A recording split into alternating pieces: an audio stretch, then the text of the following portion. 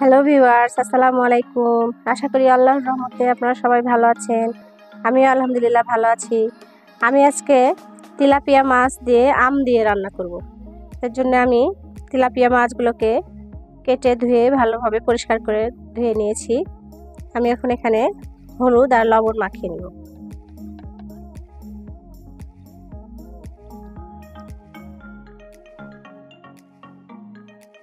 ভালোভাবে হলুদ লবণ মাখানো হয়ে গেলে আমি মাছগুলোকে ভেজে নেব। আমি মাছগুলো ভাজার জন্য এখানে কড়াইতে তেল গরম করতে দিয়েছি।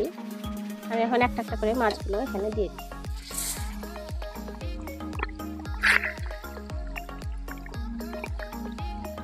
আমি মাছগুলোকে কড়া করে ভেজে নেব। মাছগুলোকে আমি উল্টিয়ে দিয়েছি। মাছগুলো আমার ভাজা হয়ে গেছে। আমি এখন এটাকে একটা সাইডে রেখে দিব।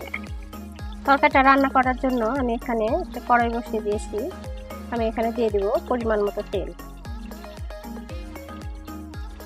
আমি এখানে কিছু পেঁয়াজ বেটে নিয়েছি, 2টা কাঁচামরিচ দিয়ে আমি এখন এটা দিয়ে দিব। দিয়ে দিব হলুদ 1 চামচ, ধনিয়া গুঁড়া, লাল মরিচের গুঁড়া দিব 1 চামচ, দিব আদা রসুন বাটা দিয়ে আমি মশলাটাকে খুব ভালোভাবে পেস্ট করি। স্বাদ মতো লবণ দিয়ে আমি মশলাটাকে খুব ভালোভাবে কষিয়ে দেব।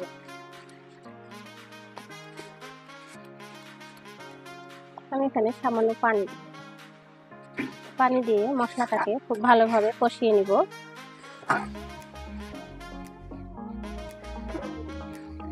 আর মশলাটা কষানো হয়ে গেছে। আমি এখন এখানে দিয়ে দিব আমগুলো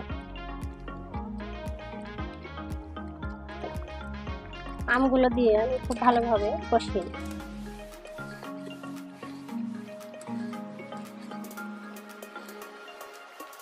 আমগুলো দিয়ে কষানো হয়ে গেলে আমি এখানে দিয়ে দিব মাছগুলো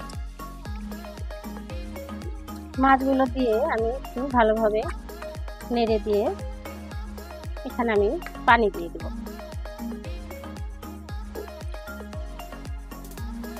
পানি দিয়ে তরকারিটাকে আমি ভালোভাবে নেড়ে দেব।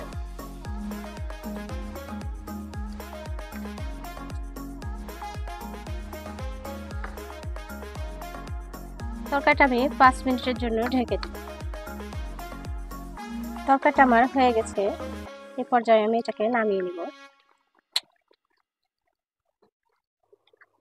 আমার তরকারিটা ঠিক এইরকম হয়েছে।